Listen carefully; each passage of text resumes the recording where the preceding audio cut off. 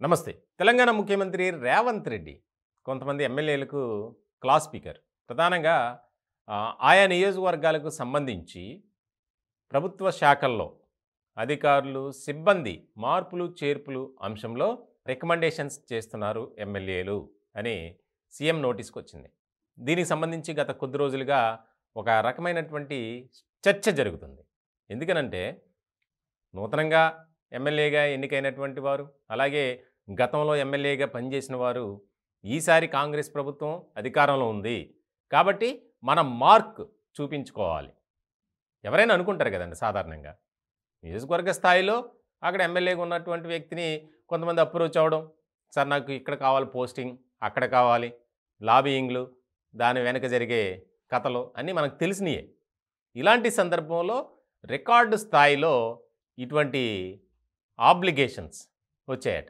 దీనికి సంబంధించి అసలు ఏంటి పంచాయతీ ఏంటి అని చెప్పి ఎమ్మెల్యేలను కూర్చోబెట్టి ఫుల్లుగా క్లాస్ తీసుకున్నారట. వాస్తవానికి ఈ పార్లమెంటు నియోజకవర్గాల ఎన్నికలకు సంబంధించి త్వరలోనే జరగనున్నాయి. దానికి సంబంధించి 12 స్థానాలు మనం ఎలాగైనా గెలుచుకోవాలి. తెలంగాణ రాష్ట్రంలో మొత్తం 17 ఉన్నాయి. 12 మనం తక్కువ కాకుండా గెలవాలి. కాబట్టి దానికోసం కసరత్తు చేయండి, పని చేయాలి. మనం క్షేత్రస్థాయిలో పని చేస్తేనే విజయ అవకాశాలు బాగా ఉంటాయని చెప్పి ముందు ఆ అంశం గురించి మాట్లాడి, ఎవరెవరి రికమెండేషన్స్, ఆబ్లిగేషన్స్ వచ్చాయి, ఏ ప్రాంతం నుంచి అన్నీ చదివి వినిపించి, ఇట్లాంటివి నేను యాక్సెప్ట్ చేయను, ఎంటర్‌టైన్ చేయను. కాబట్టి మీరు చాలా అలర్ట్‌గా ఉండాలి. ఎందుకంటే ఇంకొకసారి ఆ మాట వినిపించిందంటే మాత్రం క్రమశిక్షణ చర్యలు తప్పవని చెప్పి ఒక రకమైనటువంటి స్వీట్ వార్నింగ్ అనేది ఇచ్చారు. ముఖ్యంగా తెలంగాణ వ్యాప్తంగా గతంలో జరిగినటువంటి పరిణామాలు మనకు తెలుసు ఏ విధంగా ఉన్నాయనేది. ఇలాంటి క్రమంలో అటువంటి తప్పులే మనం మళ్ళీ చేస్తే ప్రజలు మనల్ని అంగీకరించరు. ఇచ్చినటువంటి అవకాశాన్ని సద్వినియోగపరుచుకుంటూ మనం పని చేయాలి, ముందుకు వెళ్ళాలి.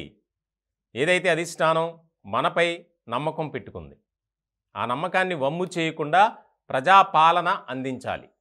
ప్రజలు కూడా మనకి ఇంతటి విజయాన్ని ఇచ్చారంటే వారు ఏదో ఆశించారు కాబట్టి మనకి ఇంతటి విజయాన్ని ఇచ్చారు. కాబట్టి ప్రజలకు కూడా మనం మేలు చేయాలి, మంచి చేయాలి. ఈ ప్రభుత్వం అని మనకి మచ్చ రాకూడదు, పాలకుల మీద కానీ అధికారుల మీద కానీ. కాబట్టి నిబద్ధత కలిగినటువంటి అధికారులు, సామర్థ్యం కలిగినటువంటి ఆఫీసర్స్నే నియమించుకొని పని చేయించుకోవాలి. అంతే తప్ప ఎవరినో తీసుకొచ్చి అక్కడి నుంచి ఇక్కడికి వేయండి సార్, ఇక్కడి నుంచి అక్కడికి వేయండి అని చెప్పి నా దగ్గర అడగొద్దు. మీరు కూడా లాబియింగ్లు చేయొద్దు. ఇంకొకసారి నా నోటీస్కి వస్తే మాత్రం నేను చాలా సీరియస్గా తీసుకుంటానని చెప్పి హెచ్చరించారట. దీనికి సంబంధించి ప్రతి నియోజకవర్గానికి త్వరలోనే 10 కోట్లు మొదటి విడతగా నియోజకవర్గ అభివృద్ధికి, అక్కడ చేయాల్సినటువంటి ఆయా రకాల పనులు ఇప్పటికే కొన్ని మధ్యలో ఆగిపోయినాయి. నిర్మాణాలు చేపట్టి అభివృద్ధి కార్యక్రమాల్లో భాగంగా వాటన్నిటినీ తక్షణమే పూర్తి చేయాలి.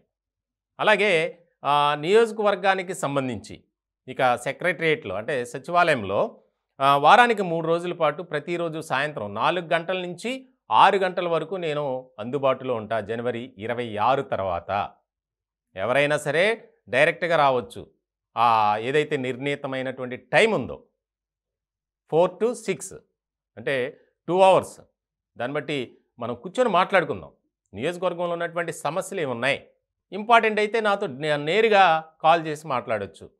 అంతేగాని మీరు అనవసరమైనటువంటి వివాదాల్లోకి వెళ్ళొద్దు. అక్రమాలకు కానీ అవినీతికి కానీ తావు ఇవ్వకుండా పని చేయాలి.